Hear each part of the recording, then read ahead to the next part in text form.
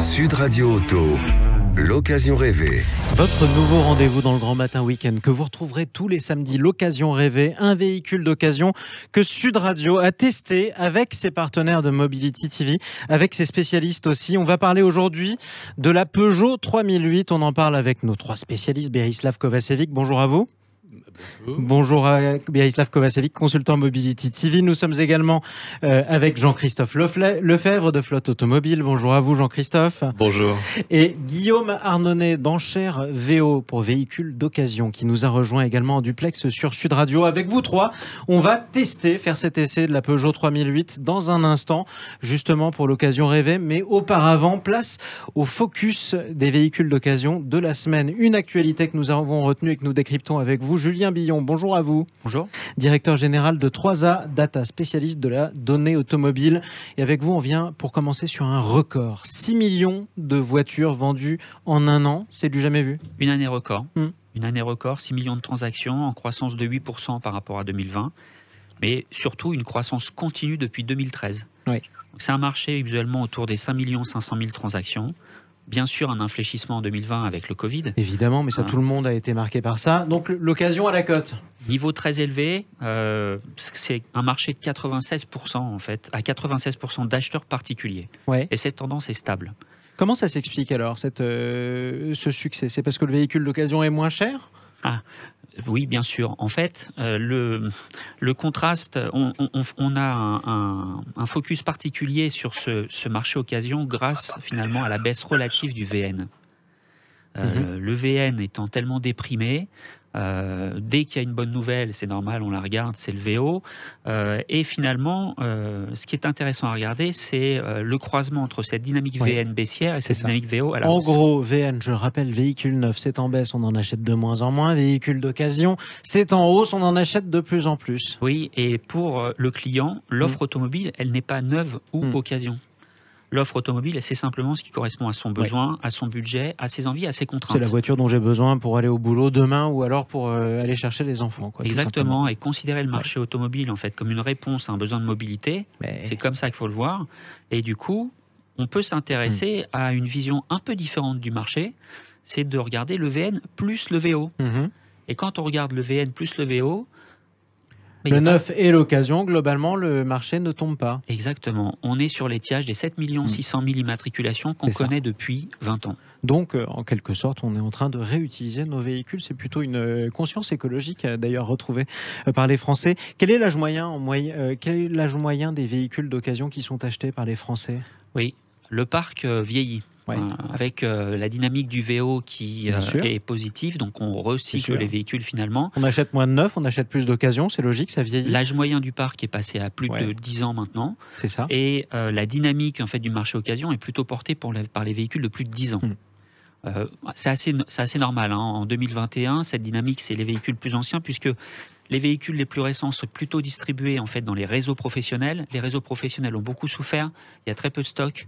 Donc forcément, la dynamique se porte sur les véhicules les plus anciens. Et cette dynamique, elle est d'ailleurs centrée sur les véhicules de 5 à 8 ans en particulier. Alors on dit plus anciens, il y a beaucoup de transactions sur les plus de 15 ans. Et on commence à avoir des effets sur les plus de 15 ans sur les aspects critères. ZFE, puisque ça y est. Critères, la vignette qu'on vous demande dans une grande ville, ZFE, zone à faible émission, celle qui justement n'aime pas du tout la voiture qui a plus de 15 ans, c'est dommage parce qu'on aime bien les acheter en ce moment. Et c'est normal, 96% du marché occasion, ce sont des particuliers. Les particuliers se posent des questions sur qu'est-ce que je vais prendre comme voiture.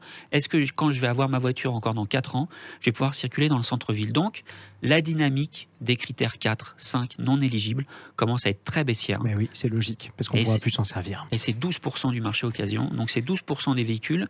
Dans quelques années, on ne saura pas quoi en faire. Moralité, le marché automobile qui est de plus en plus dépendant de l'évolution des différentes réglementations qui elles-mêmes passent leur temps à évoluer. Merci beaucoup pour cet éclairage, Julien Billon, directeur général de 3A Data, spécialiste de la donnée automobile.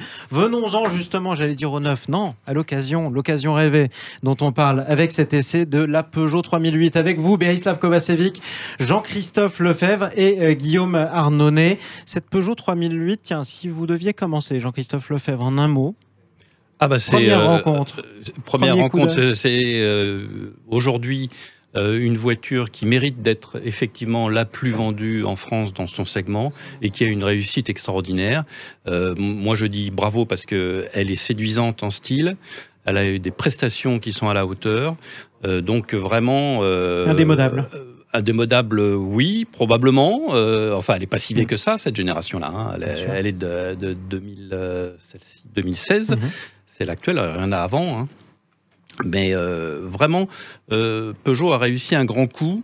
Et surtout, elle se dévalorise peu parce que ça s'est vraiment accompagné de la part de Peugeot d'une montée en gamme et en qualité. Guillaume Arnonnet dans Chervéo, vous confirmez ? C'est un succès depuis le début, puisqu'on parle effectivement des modèles sortis en 2016, mais les tout premiers modèles qui sont largement derrière, c'est la première version du 3008, avait déjà été un gros succès.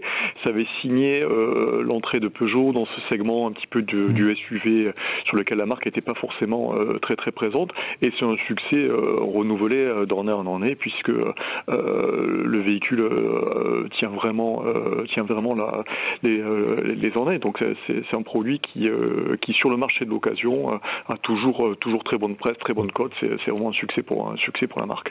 Quelles sont ses principales rivales à la Peugeot 3008, Jean-Christophe Lefebvre, sur ce marché ? C'est pas compliqué. Il y en a une qui a été rapidement éliminée, qui s'appelle la Renault Kadjar, ou le Renault Kadjar, qui n'a jamais trouvé son marché, alors que c'est pile poil la concurrente, en principe. C'est surtout le Nissan Qashqai qui a lui un peu inventé ce segment du SUV avec un design fort.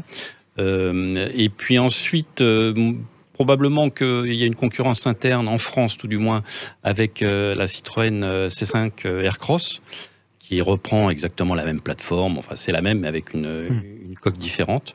Et ensuite, chez Volkswagen, mais c'est un peu plus cher, c'est le Tiguan. C'est ça.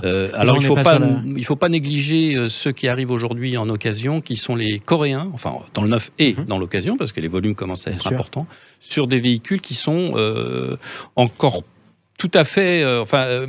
ils sont à la hauteur, je veux dire, en termes de prestations.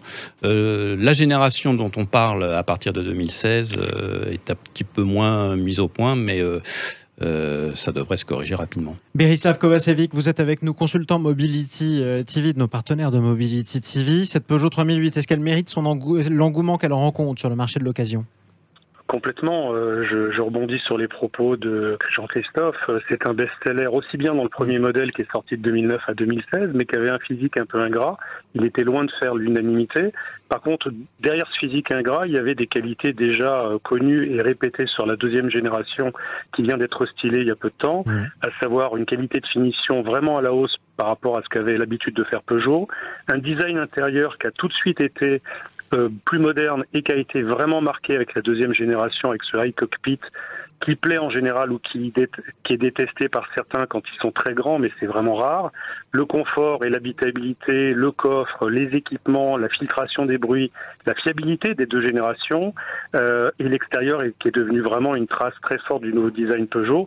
Tout ça a contribué à rendre ce véhicule incontournable avec 4-5% de part de marché.